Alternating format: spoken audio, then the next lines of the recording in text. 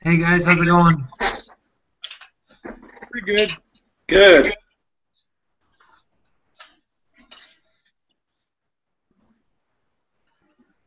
That's good. You guys have a good week? We're having a good week? Yeah, now that the test is behind us. Hello. Hi, Linda. Ellen,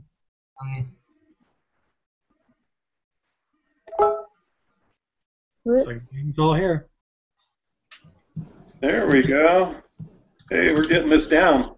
Just takes about a month or two, and Yeah. Hello. Hello. Jed.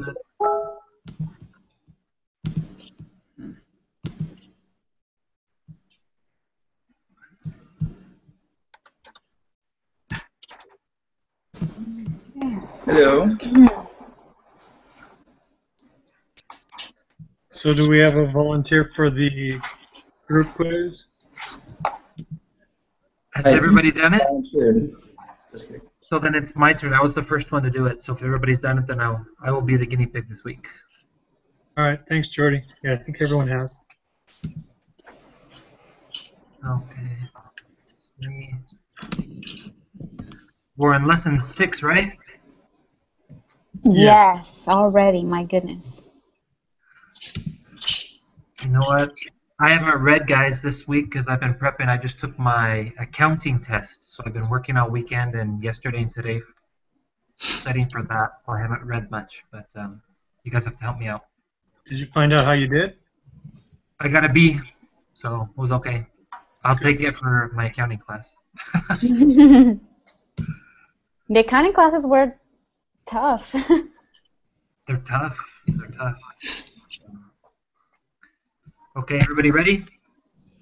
I'm ready. Ready. Norman? Okay. Okay, if the consumption schedule shifts downward and the shift was not caused by a tax change, then the savings schedule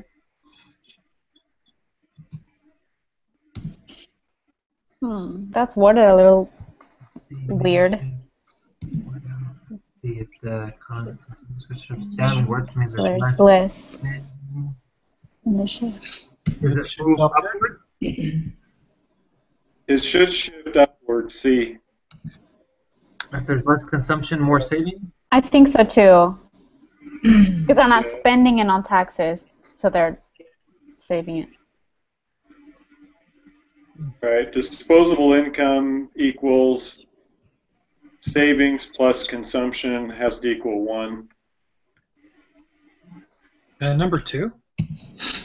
Number 1. Nope, that's number 1. Oh, I'm talking about one. Oh, okay. Right. Okay, so number 2, the so-called wealth effect will result in households spending more and saving less. A. Agreed. I'm not so sure because the wealth effect is when the value of your assets rise. Is everybody agreed on that? Yes. Yes. It makes sense to me. You spend more on.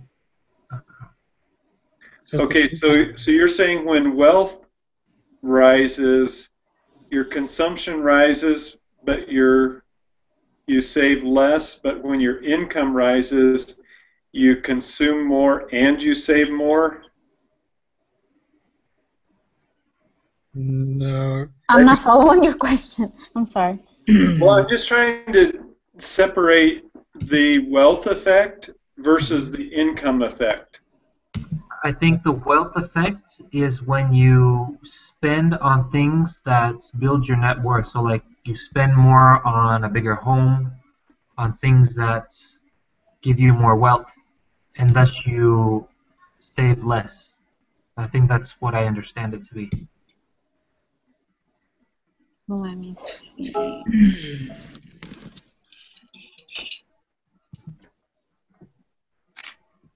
Oh, where was that in the book? Guess what I was thinking is that if you have more You're going to spend more, Yeah. but you're expecting that you're not going to have more in the future, so then you know. Well, then I guess. But don't they say when incomes rise, consumption and savings rise? How could both rise? Well, because if you have more income, you'll spend more, but you'll also save more. One of the examples was if incomes were at 1,000, if your income was $1,000 and you spent 900 and you save 100, but then your income rises to $1,500, you'll spend $1,300 and you'll save 200. So income and spending went up when your income goes up, but your consumption or your spending goes up more or faster than your savings, but they both rise when the income rises. So do you think the answer is D then? Well, I think there might be a difference between wealth rising and income rising. I'm trying to think it out logically. Well, it says here in the book, households build wealth by saving money out of current income. The point of building wealth is to increase consumption possibilities. Right, so you can spend more later. You save now for later. So that's why I'm not sure if there's a difference in the correlation between wealth going up and income going up, and if wealth goes up, because if your house goes up in value, you don't necessarily have more money to spend, but do you take out a home equity loan and buy a new car or a TV? I mean, you could. You have more wealth, right? So. Yeah. And if your assets go up, let's say you have stocks and your stocks go up, then you may be more inclined to consume more. I'm just trying to figure out if you're going to be more inclined to save more.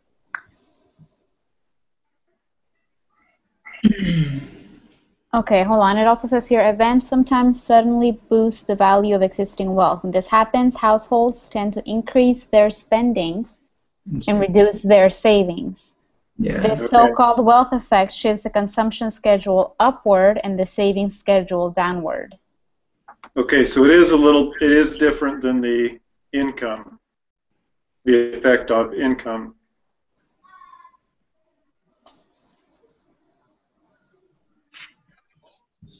Increase their spending and reduce their savings. Okay, so I still think it's A.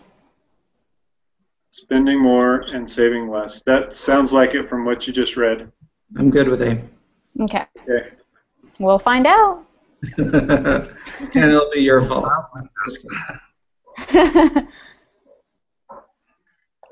Okay. As the consumption and saving schedules relate to real GDP, an increase in taxes will shift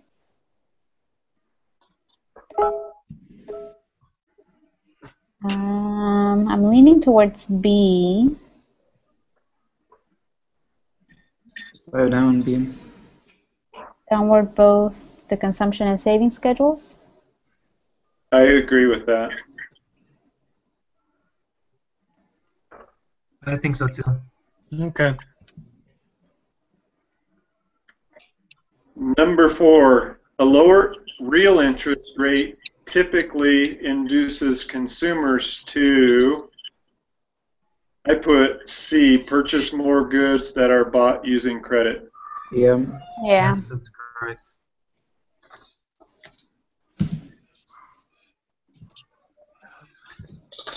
I'll go next. I refer to the bug figures with consumption figures in figure A and savings schedules in figure B, yada, yada.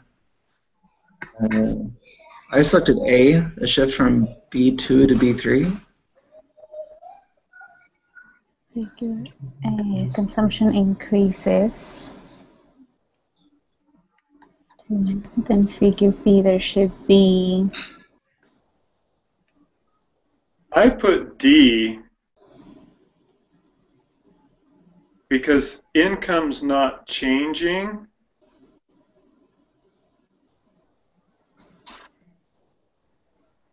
But the consumption increases. And I figure B would be A. Actually, I think it's C. I was gonna say, how do both go up? If one goes up, one has to go down, given that the income stays the same. Right, so if A2 moves up, meaning they're consuming more, Then savings Then has to go spending down. less. They're saving less, that's right. yeah, but moving up along A2 is also increasing income. They're getting more income. They have more disposable income? Yeah, But that may just be like a choice. Instead of saying I'm gonna save $50, I'm gonna move that to my disposable income and spend $10 more and save 40 instead of saving 50.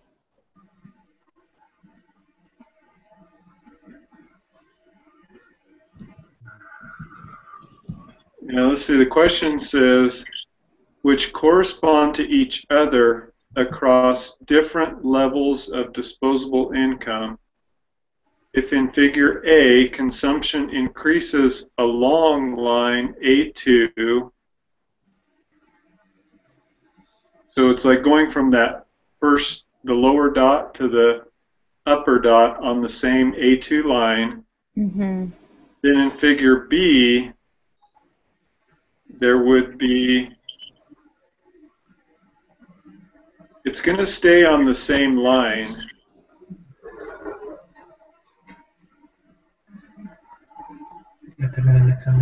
So is it going to, I thought it was going to go down, but I wasn't sure.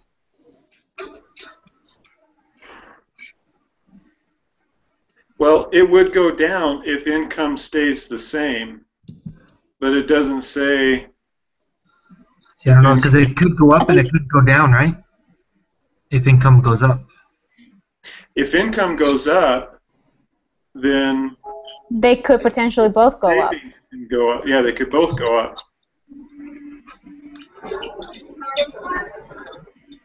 Is someone calling us? Oh, that kind of metallic sound or whatever? I don't know where that's coming from. Okay. I was thinking when the consumption went up, the savings went down. That's why I was thinking it went down along line B2. I agree with you. I just don't know if we have enough information as far as the income.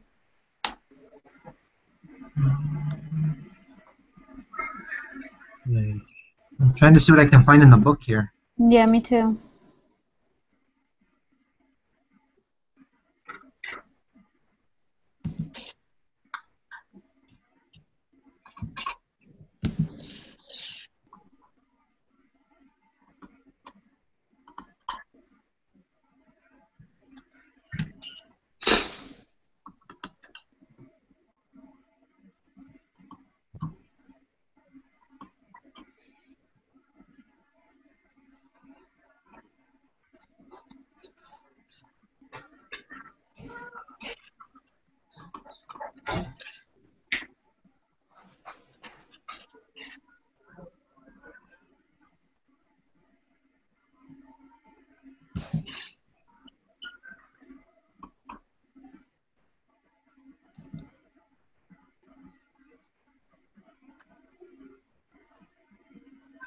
Okay.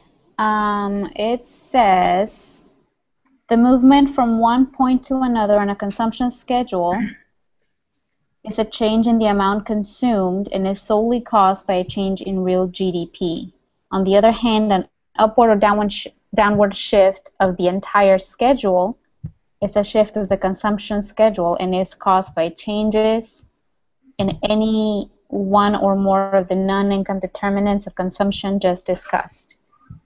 And that would be wealth, borrowing, expectations, and real interest rates.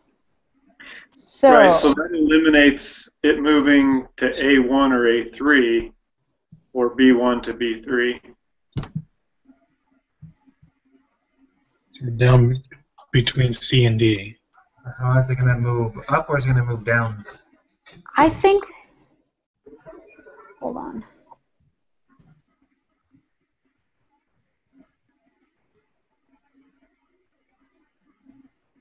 It's a change in the amount consumed and is solely caused by a change in real GDP. I mean, for it to go, if in figure A, consumption increases along A2, for consumption to increase along A2, income has to go up. In the reading that figure 10.4, where it's talking about the shifts of the consumption and saving schedules, it says that graphically this means that an upward shift of the consumption schedule, C0 to C1, entails a downward shift of the saving schedule, S0 to S1. Households consume less at each level of real GDP, they're saving more.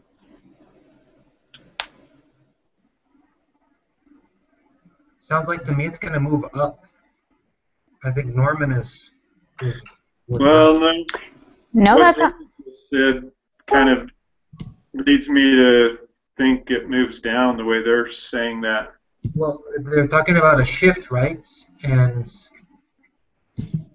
But is it a right, movement it's not a along? movement I think along it because he reads it. It's a shift. When I talk about shift, we're talking about the movement along the line. consumption increases on, but it says I think, along line A2. So then savings either has to move. but I think Norman, you were right because the income is going up. You're going to save more and spend more. But it doesn't say anything about income going up, though.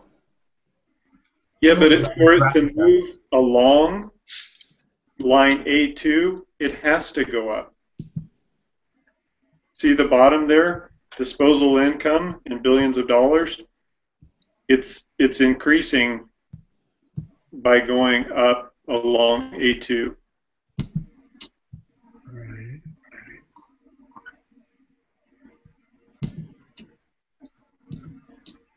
I think you were right, Norman. I think it's D. Movements up along line B2. David, read that thing about the figure you were looking at before. Sure. I'll read the whole thing. Shifts of the consumption and saving schedules. Normally, if households consume more at each level of real GDP, they are necessarily saving less. Graphically, this means that an upward shift to the consumption schedule entails a downward shift of the saving schedule. If households consume less at each level of real GDP, they are saving more.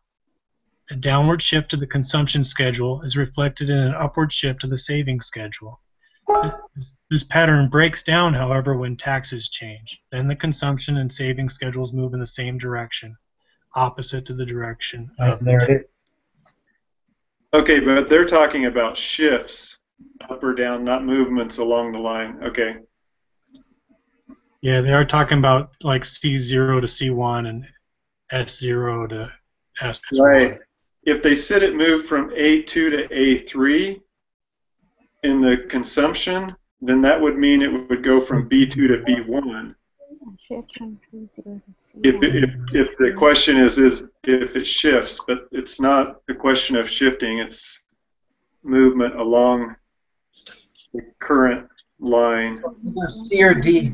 So I guess I'm the guinea pig, right? Yeah, I think it's D. I think you were right when we first started, Norman. Yeah, that's my reasoning, and Yeah, I can't find anything that really Okay. shows that. We'll go with D. Let's roll with it. D as in dog? Yes. Yeah. Thank you. Oh, we only have 15 more to go.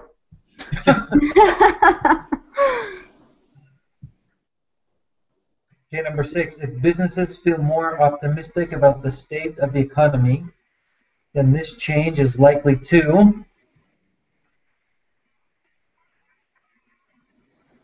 cause a movement up in the investment demand curve. I thought it was D. Shift the investment demand curve to Yeah, the you're right. right. You're right. It shift the investment demand curve to the right. See, now I'm all confused about what moves it along and what shifts it entirely. Now I'm really confused.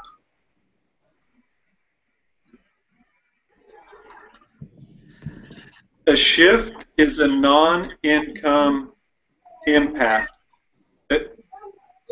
Income impacts are just incomes changing, just make it move up and down.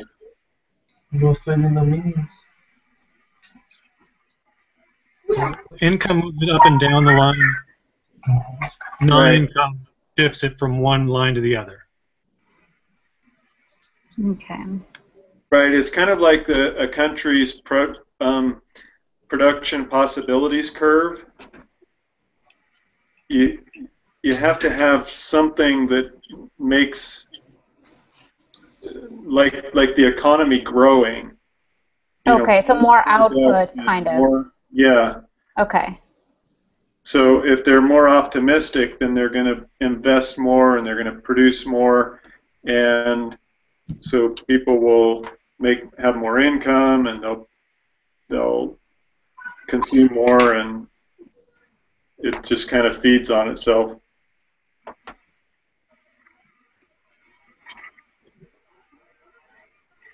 Number 7, the variability of business profits. A, helps explain the instability of investments over time. Yes, sir. Yep. What did we decide on 6? Was it A? I put D. I think it was Shift D. the investment demand curve to the right. Oh, what did I do? All right, number 8. Personal saving is equal to disposable income minus consumption. Can't argue with that. That's what I got. Yep. Yes, sir.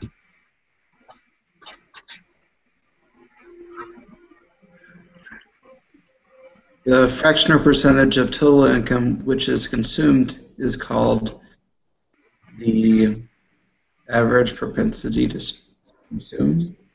Yes, that's what I had. Yep.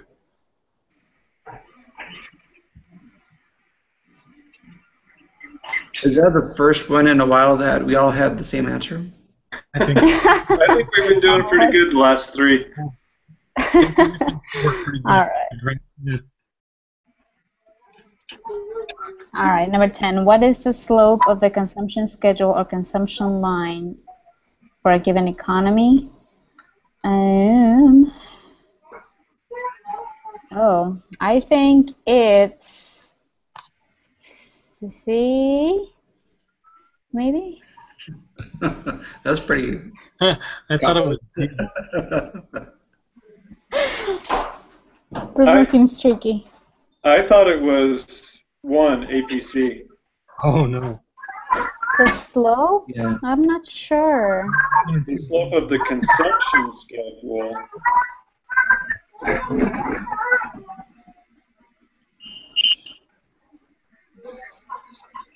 This is for the consumption schedule. Sometimes.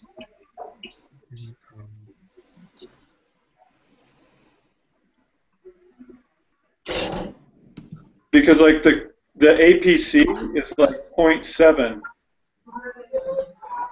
and if you graph it, 0.7 shows the line or the slope for consumption.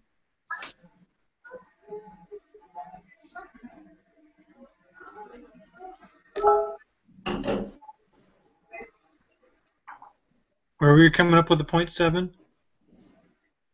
Well, I'm just using that as an example. If the APC is 0.7, then the APS is 0.3.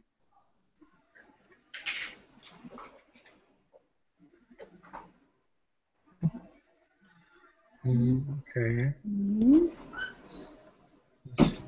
Right.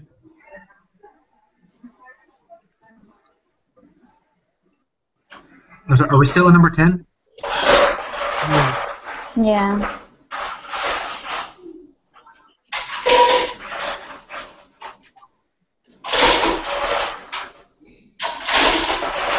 Isn't it the average propensity consumption? That's what Norman had.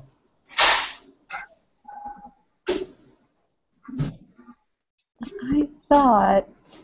Right, because that's the slope of the consumption schedule or the consumption line, right? I think I remember. Okay. Or am I the only one? No, Norman The had slope that of the too. consumption schedule. Okay, it says here the MPC is the numerical value of the slope of the consumption schedule. But that's not even a...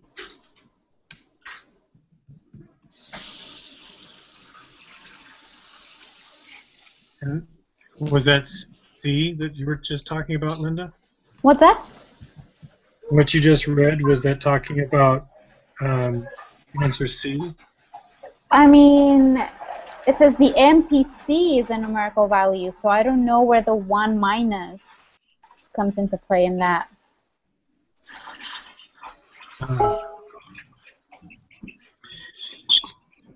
Oops. Yeah.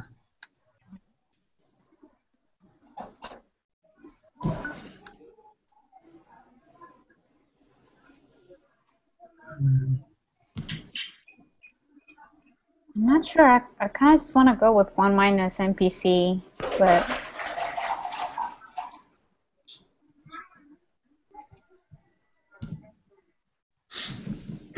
Well, 1 minus MPC would equal the MPS, right? Which is the slope of the saving schedule. So then this sounds like if it is the, then it would be Oh, minus the MPS. right. Yeah, that makes The sense. opposite. Okay. I'm okay with that. So is it D what we're going with? I think so. I'm sorry for whoever's turning it in. This week was tough. It wasn't so cut and dried. Yeah. Okay, 11. If the slope of a linear consumption schedule increases in a private closed economy, then it can be concluded that the MPC is increased. Yes.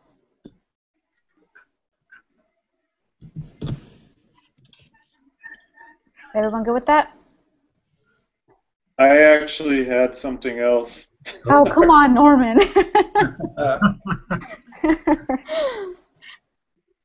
What did you have? Well, if I had income has increased. The slope of a linear consumption schedule.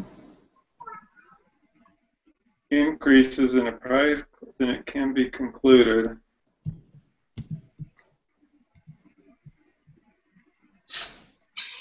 The slope increases. Well, we just said that the MPC is the slope, so if the slope increases, then the MPC increases.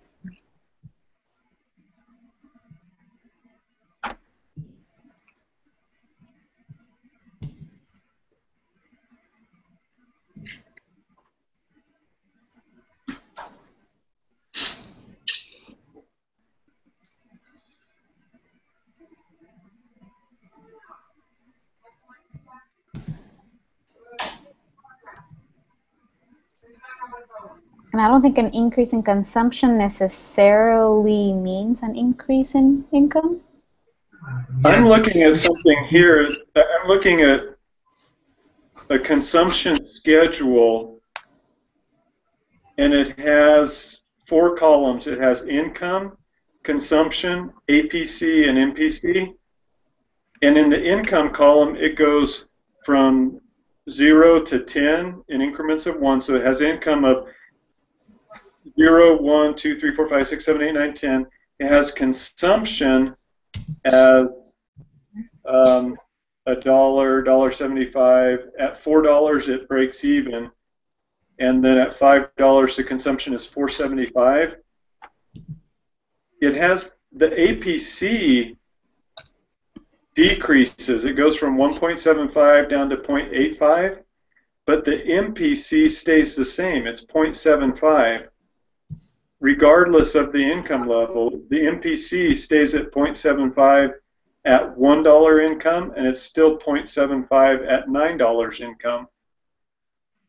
So that's why I'm questioning the income's going up, but the MPC is staying the same. That's at table 10.1 you're looking at, right? No, this is something off the internet. Oh, okay. It's Amos Web Encyclopedia.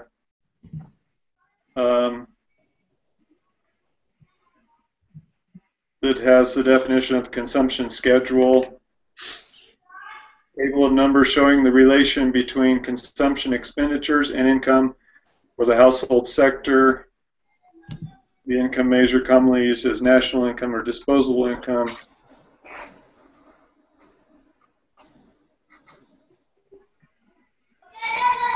So if income increases, the MPC stays the same.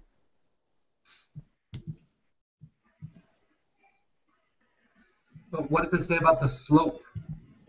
Right, because it says if the slope If the income slope of the linear of the consumption increases, so the slope, if it increases, is going to shift right upwards or downwards.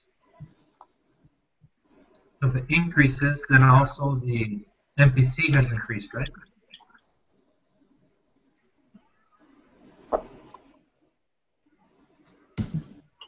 The APC is what shifts.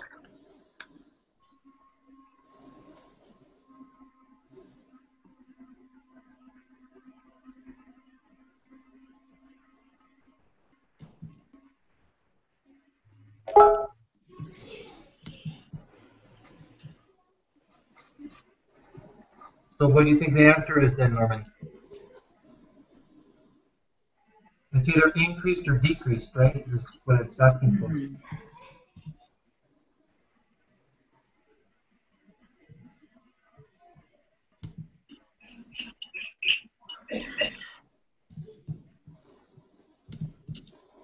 I think I think the answer was right. What we first said, right? MPC has increased. Well, draw a consumption table with income at the bottom, I think. and on the side put the consumption. Now draw a line from that bottom corner up to the top corner.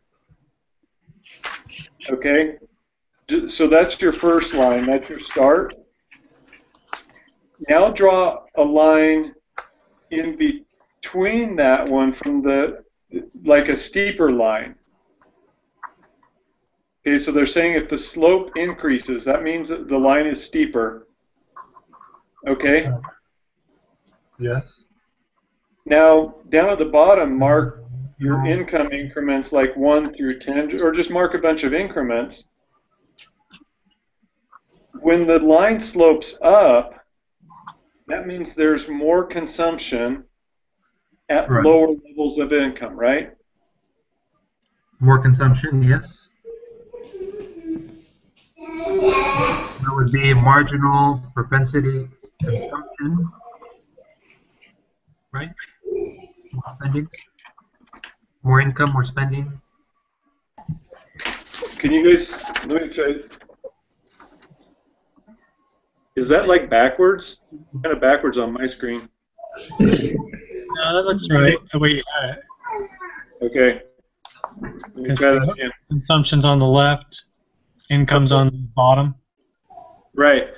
So the line that I have labeled start is like the beginning line.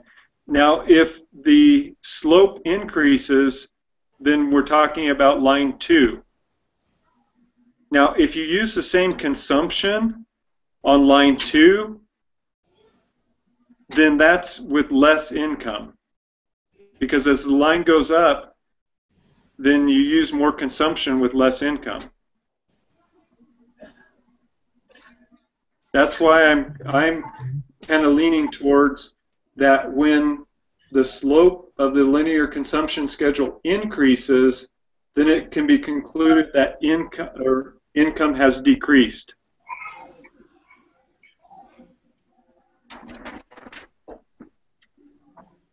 But I'm not positive.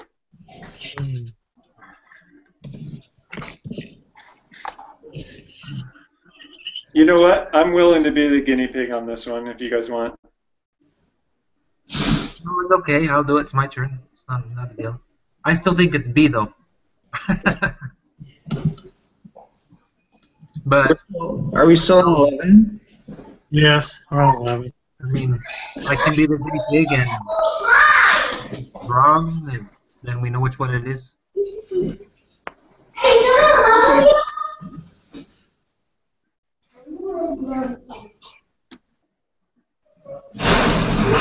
Or leave it to a vote. Yeah, I thought it was B, but I think it's B. Because if you look at the formula, or whatever it's called, the MPC is change in consumption over change in income. If there was a change in income, there would have to be a change in consumption for the MPC, which is the slope to go up. If only income goes up, then the MPC actually goes down.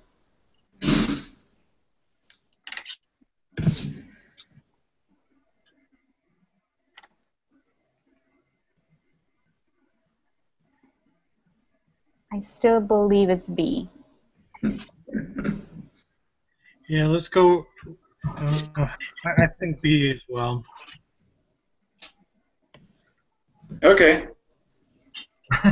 If you're right, I'm sorry. Is it just me, but are a lot of these questions Well, we'll see. time-consuming, and so you have to use your brain so much that I just want to hit my Like something? desk or something? The Yeah. utility of the class has gone down. There you go. Okay. Let's see, Are we number moving on? 12. Okay. Okay. The savings, is that the right way to say it? The saving Saving occurs. I think so. Yes. occurs when The saving, so you're not saving, uh, which means you're spending. no. So income is less than consumption? Yes, Yep. that's what I have. Spending more than income. Yeah, I think so. Okay. That was a nice easy one. Okay. With an MPS of 0.3, the MPC will be 1 minus 0.3, A? That's what I have. That's what I have, but that doesn't mean anything. What was that, Chad? That's what I had, but it doesn't mean anything as far as if it's right or not. I'm pretty sure that's the Go one. with that. 14? Yes. This one was a total guess, so I'm probably wrong. Two basic determinants of investment spending are, I had C, general price level and level of output. I thought it was expected returns and real interest rates. Yeah, it's This B. would be. You're outvoted, Chad. Oh, hey, I'd vote against myself if I could. 15. An investment demand curve shows the varying amounts of investment that would be undertaken at various levels of D, the real interest rate. Yeah, that's what I had. Yep. We only have 5 more now. Woohoo! Meaning about another 30 minutes. Downward slope of these. 16. If the real interest rate increases, I think it's B, the investment demand curve will shift to the left.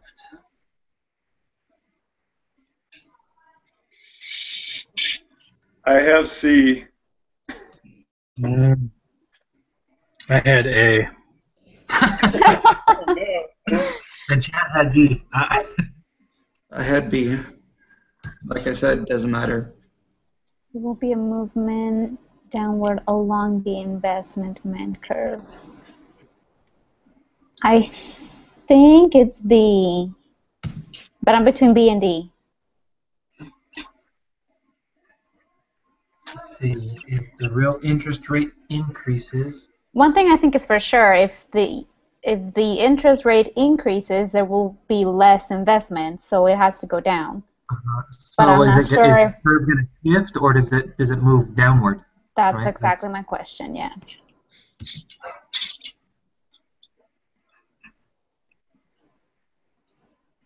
Well, here's the curve.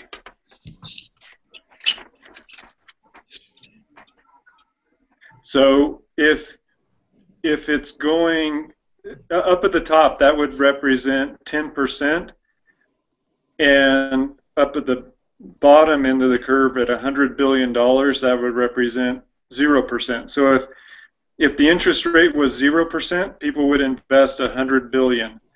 If the interest rate is 10%, they would invest $0 billion. So if the interest rate increases, that means it's going up the curve towards 10%, right? Makes sense. So then I say that there would be a movement along the investment demand curve upward. So as interest rates, But is that what are you reading? Real interest rates or nominal interest rates? it doesn't matter. Real interest rates. I mean, because the percentage on the side is real interest rates. So as it moves up away from 100 billion towards 10%, that's real interest rates increasing. So the point along the curve. So if you go from point A to point B, point A to point B represents an increase in interest rates. Right. So that would be a movement upward along the investment demand curve.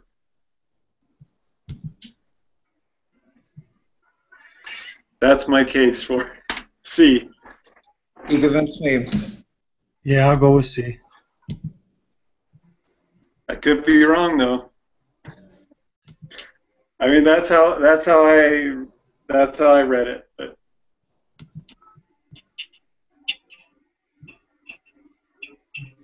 The thing is, at this point, everything I read is not making any sense to me anymore. the investment curve seems backwards because like when things are getting better in the consumption curve and the savings curve, it goes upward to the right. But here, when interest rates increase, it still goes up, but it's to the left. It's just a different curve. It's more like the supply and demand curves than the consumption and savings. Anyway, moving on, 17. A simple multiplier formula assumes the following, except I put the firms will raise prices as buyers buy more of their output. That's what I had too.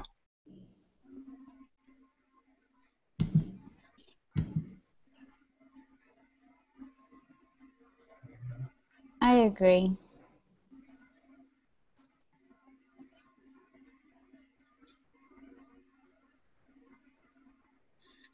Okay, 18. If households in the economy save more of any extra income that they earn, then the multiplier effect will decrease. Yes, sir. That's what I have. What was the answer? B as in boy, decrease. Okay.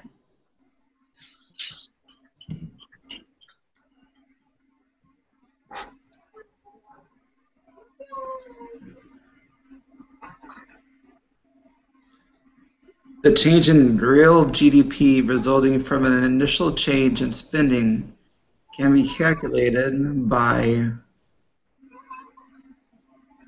B, dividing the initial change in spending by the multiplier. I have C, multiplying it. Because the examples they use are like the spending is 30 million. And so the initial spending is 30 million and the multiplier is 3. So then the change is 90 million. So it's the multiplier 3 times the initial change, which was 30. Okay. Sounds good.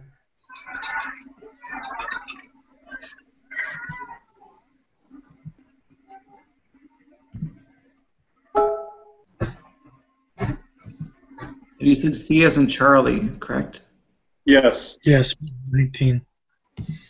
And I guessed on this last one, but the simple multiplier, I had B, understates the actual multiplier because it excludes leakages in domestic spending from the purchase of imports or the paying of taxes.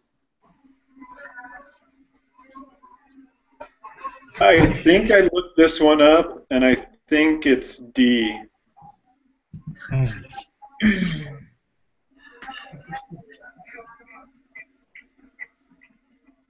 Overstates actual.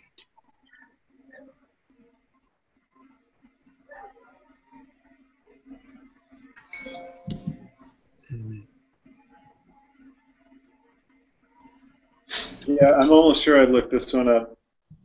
Okay, so I was guessing, so I'm okay with D. I'll trust you. Yeah. Okay. I'm gonna submit it. Okay, poor Jordy. Good luck.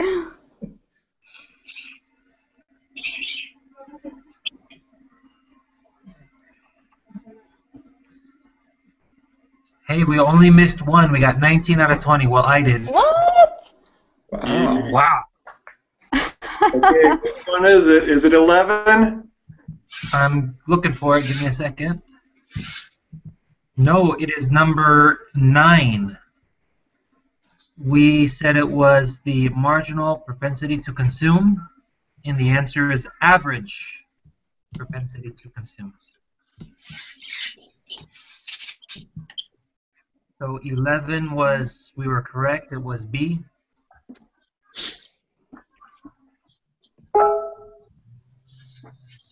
You said it was 9 that is the average propensity?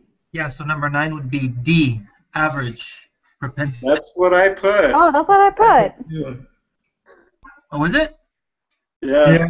That's what 9 is D, average propensity. Oh, well, then I put it wrong then.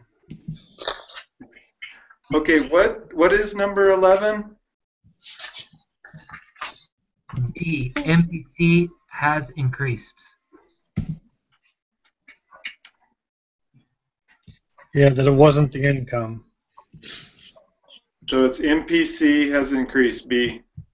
Okay.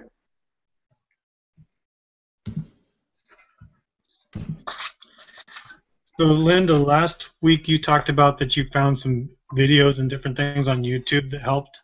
Did you find anything that was helpful with this week? You know what? I thought I had all the concepts down, so I didn't look anything up. And now I have a feeling I'm gonna have to go back and look for some because. How do you typically start? It depends. Like I normally just look up exactly whatever it is that I'm looking for. Like I don't know. I would just type NPC and see whatever comes up, or investment something that we talked about. So I would search for specifically like what's on my mind, like the question that I have. Do that with Google or just directly to YouTube, or? I'll go directly to YouTube because I want someone to talk me through it. Okay.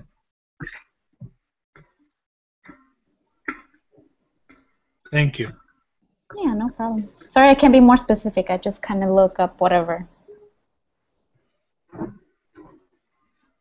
Okay, thank you guys. Everybody submit it. Get 20 out of 20. Yep. Yep. Impressive, but yeah. Well, we worked through it, so. Well, it helps to talk it through, I think. Well, none of it is making sense still, so I'm gonna have to go back through these questions and see. Yeah, this was a tougher week. Yeah. Yeah. All right, guys. Sorry, I gotta go. I have another meeting right now, so. Yeah, me too. Thanks, everybody. Okay. I'll post it on the discussion board. Thanks, Sounds Norm. great. Thanks, guys. Bye.